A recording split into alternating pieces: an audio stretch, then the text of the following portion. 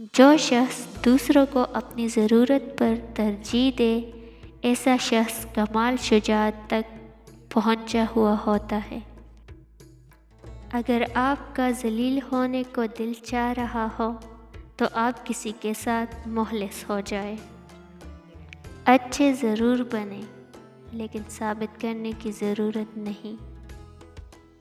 منزل بہادروں کا استقبال کرتی ہے، بزدلوں کو تو راستے کا خوف ہی مار دیتا ہے۔ دل میں کوٹ ہوں تو دعا، عطا اور محبت تینوں راستہ بدل لیتی ہیں۔ جب بندہ مخلص ہو تو عزت میرا رب دیتا ہے۔ دعوت عشق میں تم حد سے نکل جاتے ہو، وقت پڑتا ہے تو کیوں رنگ بدل جاتے ہو۔ جس رب نے حضرت موسیٰ علیہ السلام کو پانی سے اور حضرت ابراہیم علیہ السلام کو آگ سے بچا لیا، وہ رب ہمیں بھی انشاءاللہ مصیبتوں سے بچا لے گا۔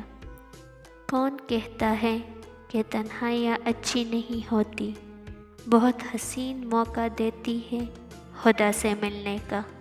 حضرت علی رضی اللہ تعالیٰ عنہ نے فرمایا، جب دل تک جائے تو جان لو کہ آسمان سے تمہاری مدد کے لیے قبولیت کا اب کوئی نہ کوئی دروازہ کھلنے لگا ہے۔ کس قدر طاقتور ہوتا ہے وہ شخص جس کے خلاف ایک دوسرے سے نفرت کرنے والے اکٹھے ہو جائیں۔ کچھ بیٹیوں کو اللہ روپ شہزادیوں جیسا اور بخت کنیزوں جیسا دے کر پیدا کرتا ہے۔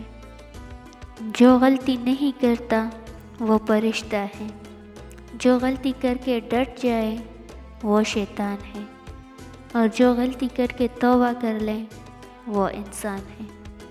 وہ معجزوں کا بادشاہ ہے، جب چاہے حالات بدل سکتا ہے۔ انسان کو تکا دیتا ہے سوچوں کا سفر بھی۔